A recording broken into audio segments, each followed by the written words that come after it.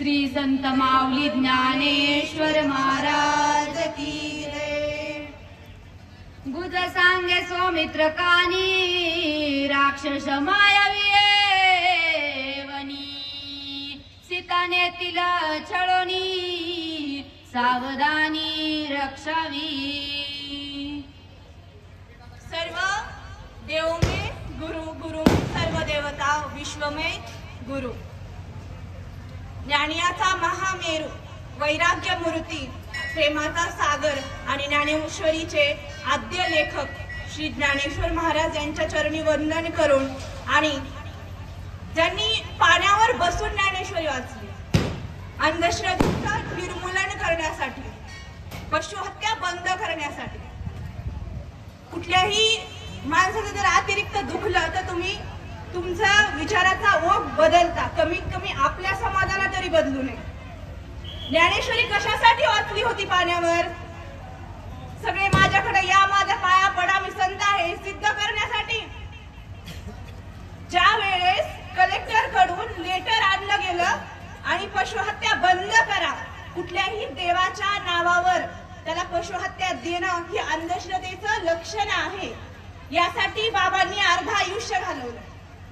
ज्यावेळेस बाबांना सुपारी देण्यात आली गुंड्यांना की तुम्ही जाऊन बाबांना मारा म्हणून, आणि ज्यावेळेस ते तिथं आले त्यावेळेस बाबांनी त्यांना काही जमिनी दान केल्या की तुम्ही कष्ट करून खा आणि तुमचा हा उद्योग सोडून द्या। असे महाराष्ट्राचे थोर समाज सुधारक पण आहेत राष्ट्रसंत भगवान बाबा।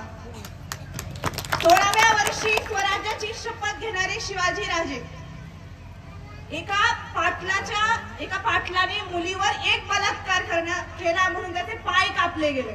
महाराष्ट्रामध्ये आणि भारतामध्ये सगळ्यात जास्त क्राईम महिलांवर होतात।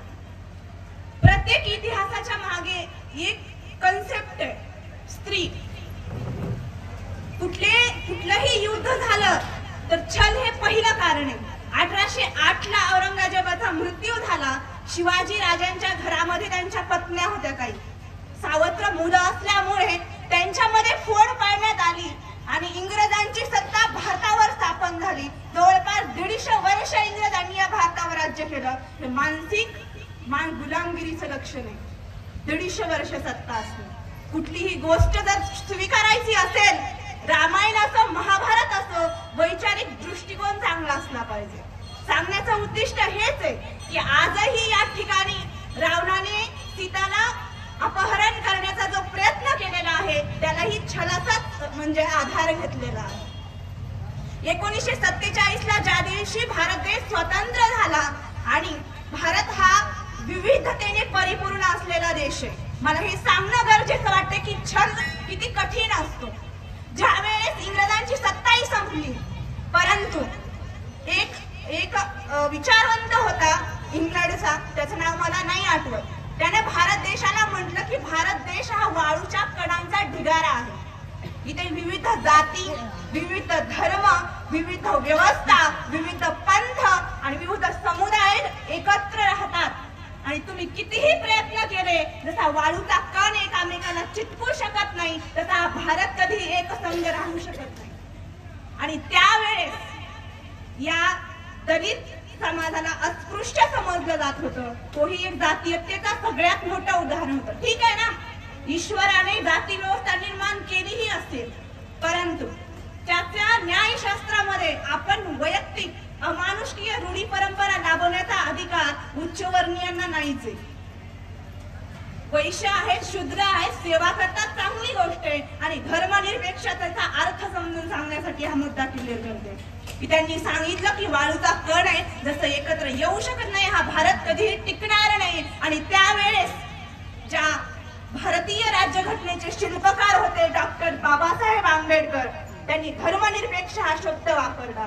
धर्म निरपेक्ष याचा अर्थ मायबाप धर्माचा नाश नव्हे, धर्म नव्हेच म्हणजे विदाऊट रिलीजन म्हणजे धर्मच नको, आणि धर्म नसलेला देश नव्हे।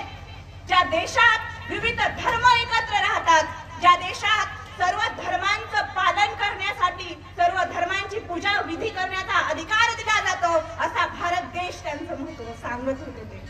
म्हणजे मी वंजारी आहे, भगवान बाबांना जर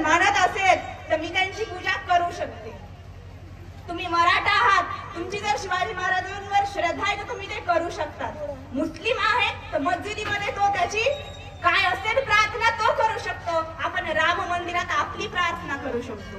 याला धर्मनिरपेक्ष म्हणतात, धर्माचा त्याग नव्हे. म्हणून आणि महाराष्ट्रात स्त्री शिक्षणाची बीज रोवणारी जी सावित्रीबाई फुले आहेत, पहिल्या महिला शिक्षिका, या सर्वांच्या चरणी वंदन करून मी कथा सांगण्यास सुरुवात करत आहे. म्हणून जरी छल भारतावर झाला असला, वैचारिक दृष्टिकोन ठेवा. जातीय वाद आणि धर्मवाद करू नका.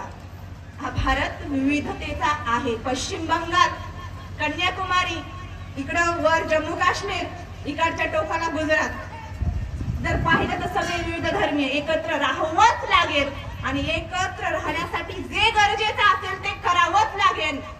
या ठिकाणी छलाचा प्रयोग केलेला आहे आणि मायावी राक्षसाने एका हरणाचं रूप धारण करून वनाकडे आलेला आहे. कस्तुरी मळवट, चंदनाची बुटी. कस्तुरी मळवट म्हणजे जो कस्तुरी असतो तो कस्तुरी मृगाच्या बेंबीमध्ये असतो आणि त्याचा सुगंध अत्यंत प्रभावी असतो, जो प्रभू पांडुरंग आपल्या माथ्यावर लावतात. आणि ते हरिण पाहिल्यानंतर मातेला इच्छा होते की त्याची आपल्याला चोळी बनवून घालायची आहे. आणि माता प्रभू रामचंद्रांना आज्ञा देतात की तुम्ही काहीही करा आणि तो हरिण मला आणून द्या. आणि मायेचं कपट हे माताला कळत नाही. तसंही स्त्रियांना मनानं जास्त कळतं, बुद्धीनं कमी कळतं.